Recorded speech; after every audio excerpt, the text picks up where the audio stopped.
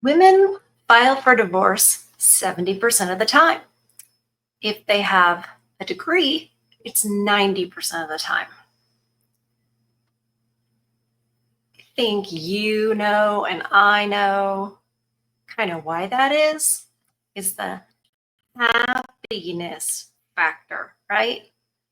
It's the you're not making the money I thought you should make by now. Or I'm making more money and now I'm seeing all the other men. But that's not what gets put out, in movies, in the news, in articles, is it? No, it's, well, of course we have to file most of the time because we're putting up with all this stuff. I mean, it's clearly your fault.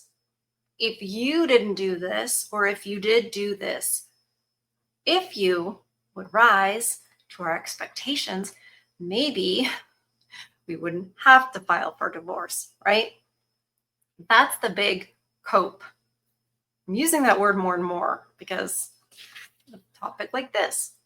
It's basically an explanation that deflects the accountability, right? Because if it's his fault, it can't possibly be her fault, right? It's never both people. And it's certainly never her, right? Well, guess what? They're coming up with more lies. Now it is not just, oh, well, it was him. I had to because of his abuse. That's the key word, right? Throw that word in there. Even if you have to change the meaning, that's fine. Just make sure you put that word in there.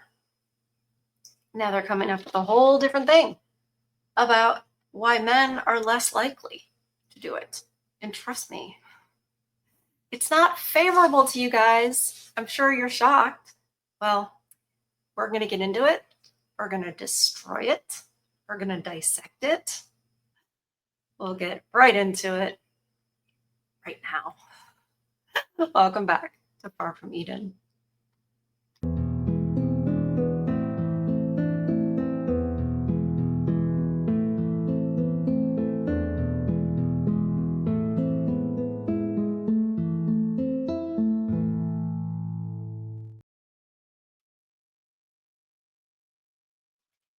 So yeah, and I found this article.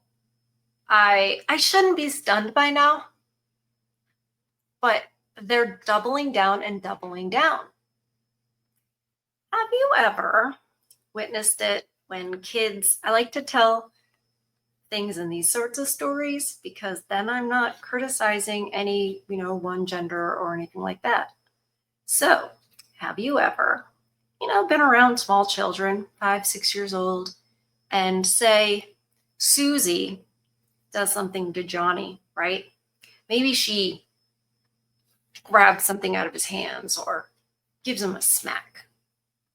And you go, Susie, why are you doing that? Johnny did this, and this. And then what happens? All of you know right now. Who gets in trouble? Johnny.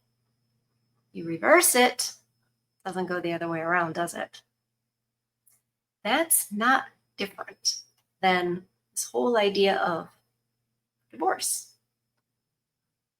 Why did you divorce him?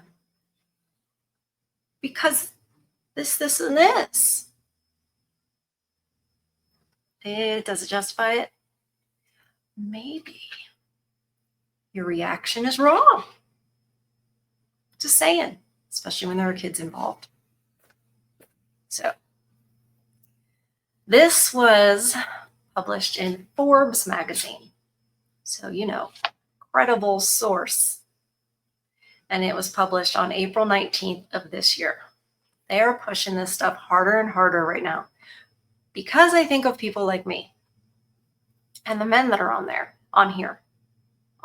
They're saying things. Andrew Wilson, Men Need a Voice, all of us, the real manosphere.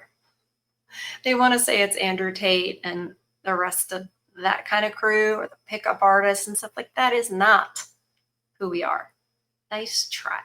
That's another one of their copes to make us out to be the bad guy. In reality, we're just over here speaking truth. This was written by Mark Travers. So a guy, right? Because you guys know the simps are the ones that enable all of this and have since the very beginning. Why men are less likely to initiate divorce than women by a psychologist. Literally says by a psychologist. So you know it has to be right.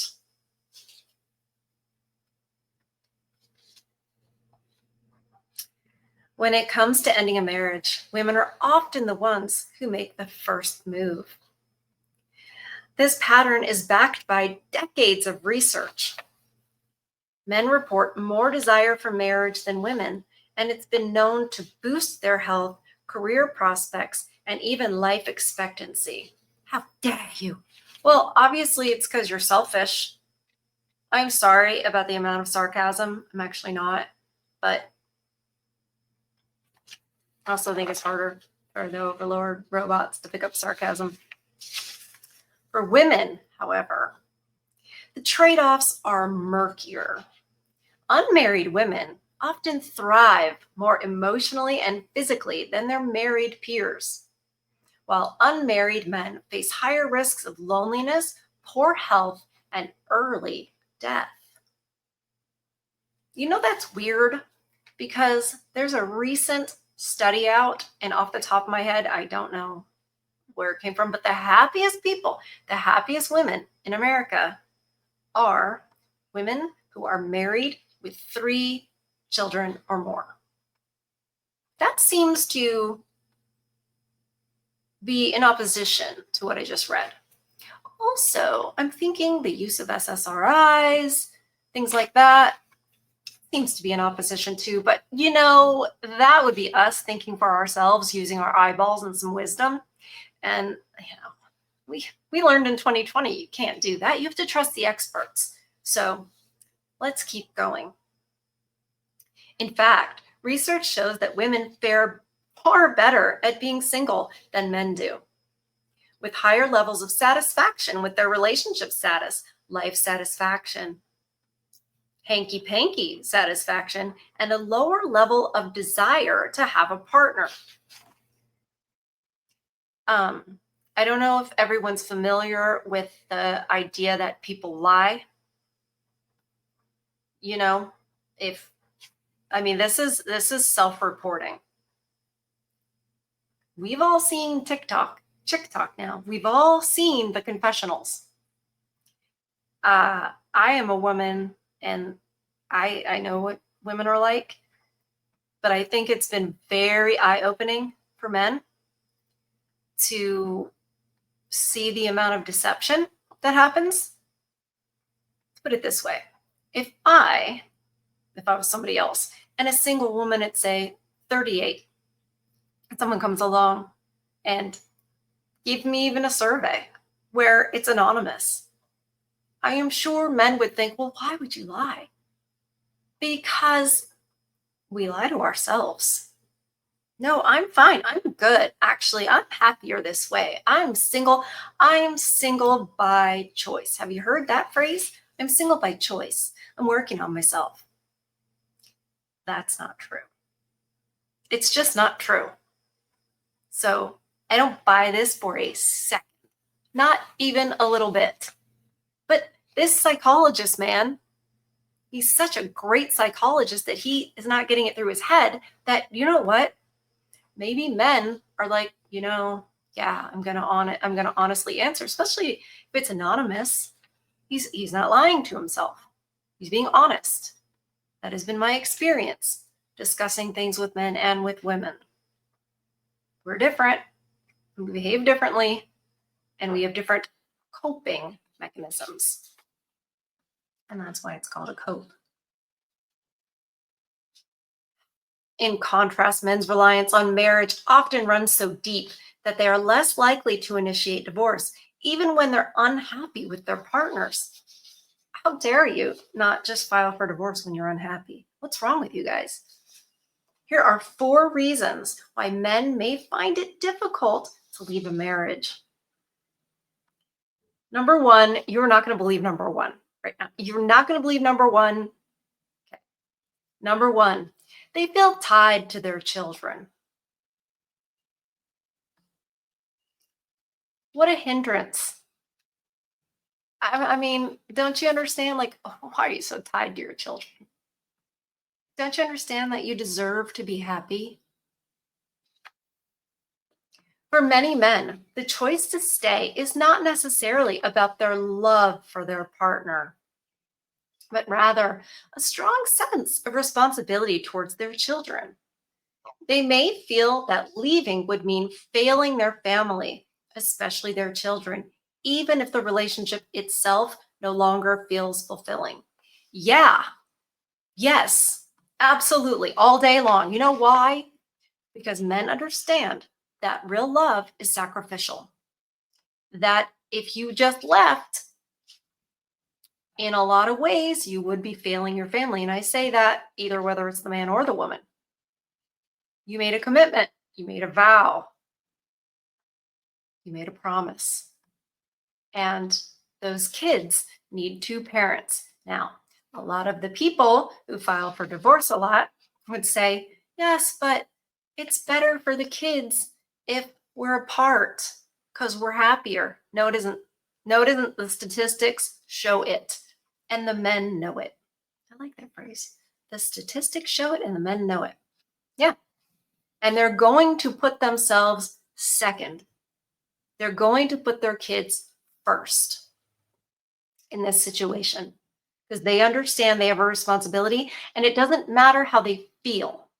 And they also know that love is not a feeling and that they don't deserve to be fulfilled. Right?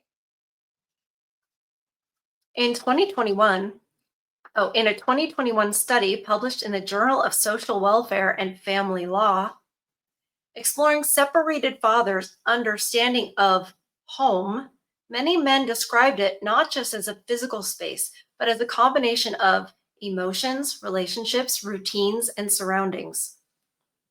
Despite their efforts to engage in meaningful activities and create emotionally supportive environments, these fathers often experience a sense of loss or insecurity. Their children didn't always view their homes as their main home and often identified with their mother's home as their real home. Yeah, I wonder why. I wonder why. Is that the family home? Who had to leave? Who got the house? Who got the children most of the time? Yeah, we know. We know who it is. So it's so weird that they think of their mother's home as the home, and dad is like, oh, I'm going to dad's. It it is so damaging. And that is the thing that fathers are trying to prevent. And it's not just for themselves, it's for their children. They don't want to be apart from their children.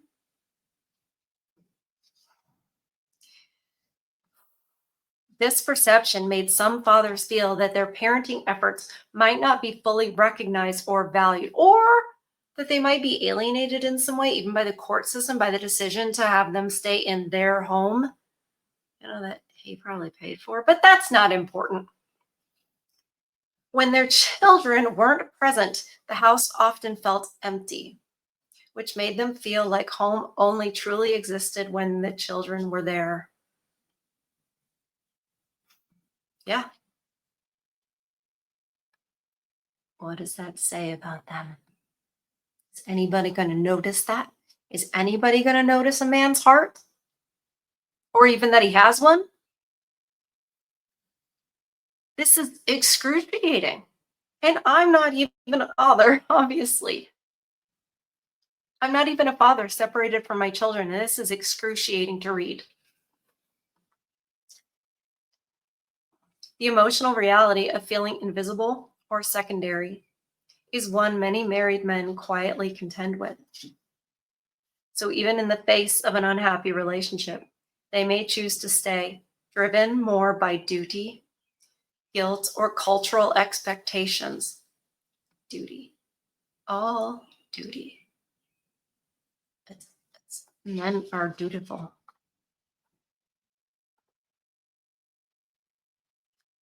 Cultural expectations, then by emotional connection or personal satisfaction. Can you just emotional connection? What the heck does that mean? I, I'm sorry, but there is no stronger bond than a man, a father who is not going to, he's going to sacrifice his happiness, maybe for the rest of his life, right? He's going to take the criticisms and the emasculation and all of that and the touch starvation in his own home with his own wife because he's not going to bail on his kids. If you don't want to call it emotional connection, that's fine, but emotional connection is a made up term. What does that mean? He's not acting like a woman? Is that what that means? And therefore it's not as good? I'm not yelling at you guys. I'm not mad at you. I'm mad with you. Number 2, they fear the loss of stability. It's actually why a lot of women stay. That's why a lot of women stay. Because financial stability, but they don't realize there are cash and prizes to be had. And then once the lawyer shows them the way, well, full steam ahead. For many men, divorce brings not just emotional upheaval, but also profound uncertainty about the future, as it should. And then imagine what that does to your children. They don't have to imagine, that's what they're thinking about. Financial instability, loneliness. I'm sorry I keep interrupting, but it's so full of baloney. Financial instability, it's not like she's the breadwinner in most situations. So how on earth is he going to have financial instability with a divorce? Oh, right. Because it's going to cost him a lot. Now, many times, he has to pay for 2 houses and way more money towards raising the children through child support than it actually costs to raise a child. Because she should be kept in the lifestyle she's grown accustomed to.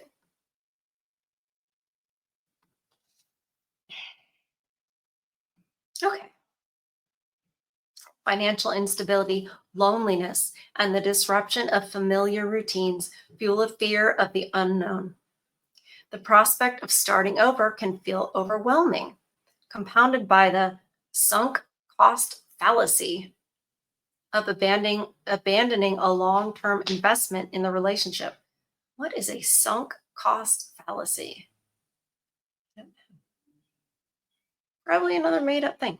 Research highlights this tension. A 2024 study in aging and mental health found that older divorcees often experience freedom and loneliness simultaneously. While some described liberation from unhappy marriages and the chance to pursue suppressed desires, others grappled with isolation. Right. Okay, so at least I don't have to hear the nagging and the insults and everything, right? About everything I do. I'm free from that. And I can, get that Harley I always wanted to get, or, the boat, or, you know, move out to the woods, what have you. And that's called looking on the bright side. But suppressed desires would be you weren't allowed to do that in your own marriage. Yeah, isolation. Yeah, I know some of this. This man has never met any men like you, apparently. Yet men's post-divorce trajectories differ from that of women's side. A 2018 sociologic inquiry study revealed that men are more likely to seek remarriage, reflecting a persistent reliance on marriage for care and companionship. I don't understand why we have to make it seem like he's somehow taking more than he's giving. Maybe they're just really good-hearted, sweet individuals. Maybe they're not afraid to do what human beings do, and that is couple up. Here it comes. Here it comes.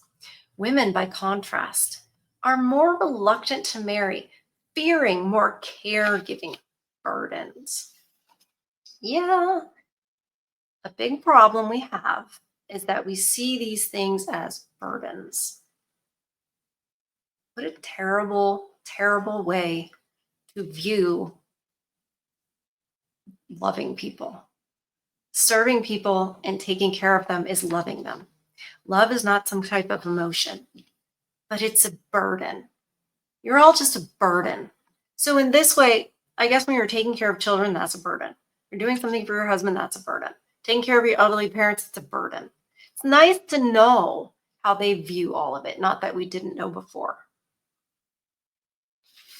Which men become disabled. A lot of times women will bail. I've seen that a lot in the multiple sclerosis community. And it's just is what it is. And it's so sad. That is your person in sickness as in health, which is the true vow. It's not and in health, of course, in health. That's ridiculous to say. In sickness as in health. So you're going to stay with them when they're sick, as you would do when they're healthy. I get really mad. I don't like being like this, but the only reaction you can have to this. And they're pumping this type of stuff out consistently. And if a man picks this up and reads this, he's like, yep, this is how they view us. All right, where's the burden part? Together, these findings underscore a paradox. Men may stay in unfulfilling marriages due to fear of instability, yet they also depend on the institution emotionally. Even when divorce offers relief, the desire to rebuild marital bonds persists. This suggests that marriage remains a primary anchor for emotional security for many men. I don't think they would describe it as that. This is all very feminine. Emotional security, emotional this. No. It's all very surface. It's so much more meaningful than that. Remember, I'm going to remind you guys, this was written by a guy. Number 3, they're conditioned to suppress emotions. Many men are not taught how to express vulnerability or even recognize emotional dissatisfaction, leading them to normalize their discontent. Over time, emotional suppression can cause men to accept unhappiness as just a part of life. It is just a part of life. Are you insane, Mr. Psychologist? Life, you're not going to be happy all the time, nor should that be the goal. The fact that people would think that that's what it's supposed to be, that that's what they're entitled to, and that if that's not happening, I'm going to blame someone in my life for that. It is a part of life. Here's the thing. Men, more than anyone else, have to be realists. That is the world they live in. And it starts when they are very young. They don't have this whole princess mentality pushed on them.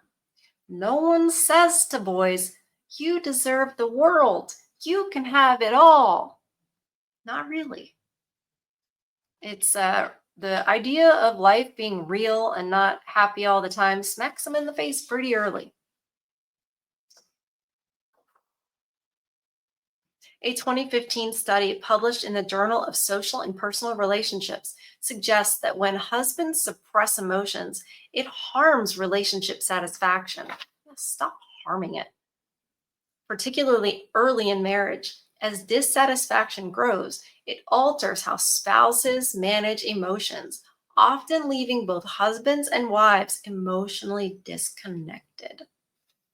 You're going to go through times where you're emotionally disconnected. You're just gonna. You think you're going to go through decades of life and ride through life's ups and downs. People pass away, people get diagnosed.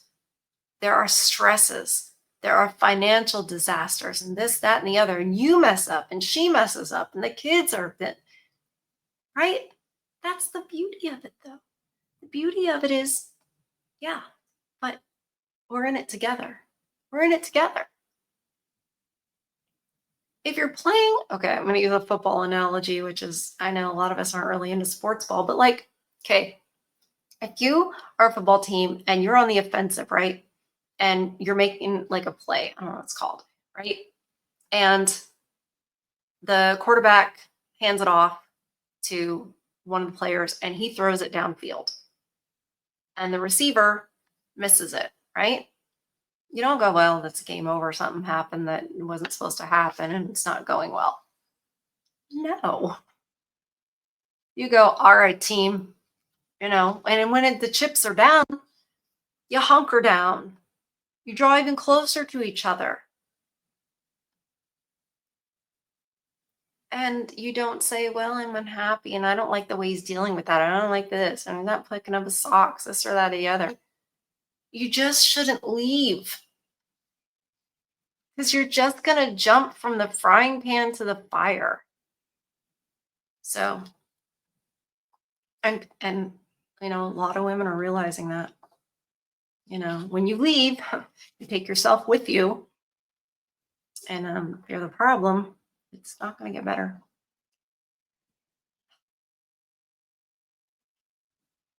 They also depend on the institution emotionally. Even when divorce offers relief, the desire to rebuild marital bonds persists. This suggests that marriage remains a primary anchor for emotional security for many men. Ah. Oh, I already read that. I'm so sorry. We're on the condition to suppress emotions.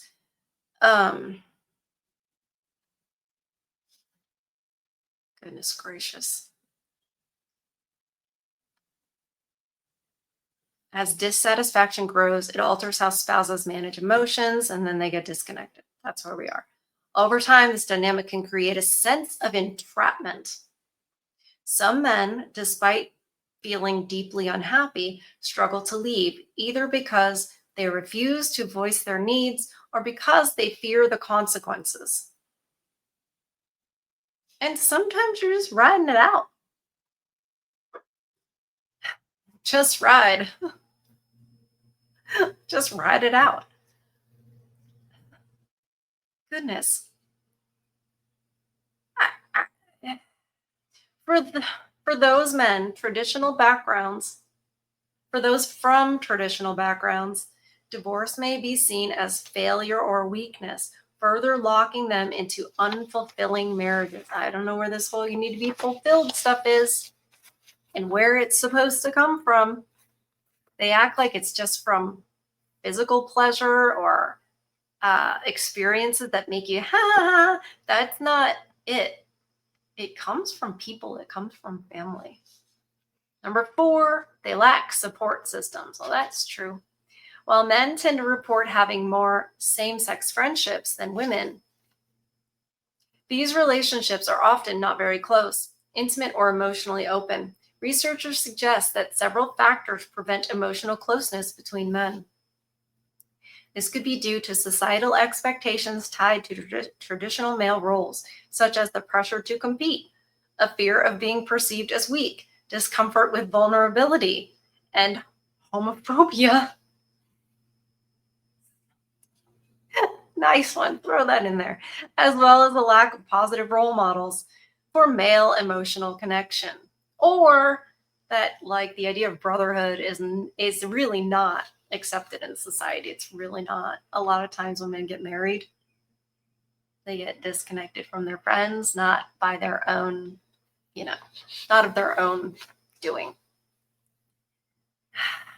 As a result, they often do not find the tools or safe spaces to open up This may make them feel like being in a dysfunctional relationship is better than separating from their partner and facing isolation.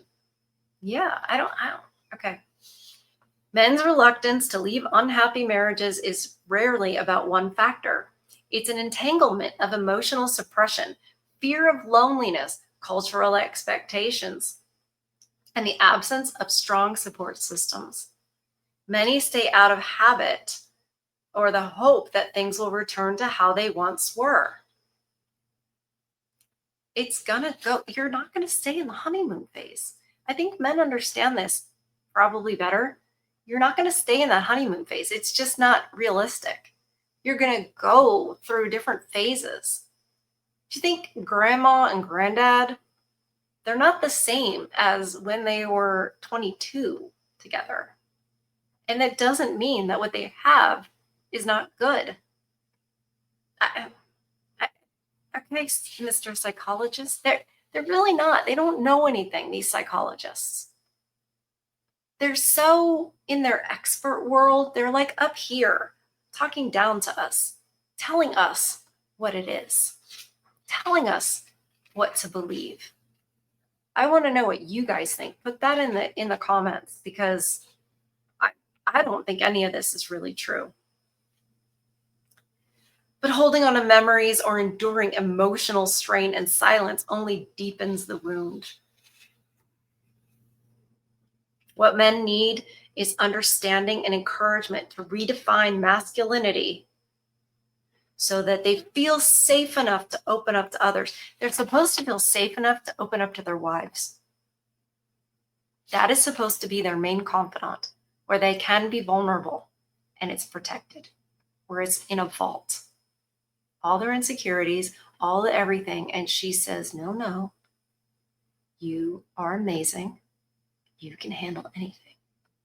And no matter what, I'm here. No matter if you make a mistake, if you mess up, whatever, it doesn't matter. There's nothing you can do to make me leave. There's nothing you can ever do that will make me give up on you. That's, in my opinion, what you should give to your husband. That. So he never has to worry about losing that. And he never has to feel like, oh gosh, what if I, mess up, or what if I have a moment of weakness, or whatever, She says, I love you. And that means I'm loyal and dedicated.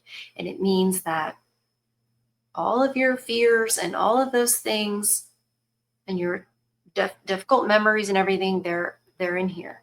And they don't go out to your girlfriends. You don't talk to your friends or anybody about your husband this, your husband that, complain this, complain that, or anything embarrassing or what have you. You don't do that. Zip it. And he should know that. He should know that. He should be able to rely on that. It is a gigantic gift to give to him. And I don't think men are getting that at all. You have to read it. You have to redefine masculinity. Don't forget. I mean, it's just like this, what the whole article is about anyway. They feel safe enough to open up to others. They need to believe that taking care of others doesn't mean neglecting themselves. Men take care of others all the time. What are you talking about? And that choosing emotional honesty is not a sign of weakness. It's also not always beneficial. Men have stuff to do, right? I mean, women do too, but men do the stuff that they know they have to do.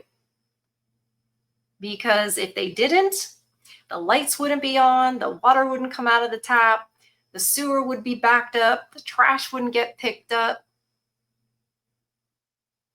right?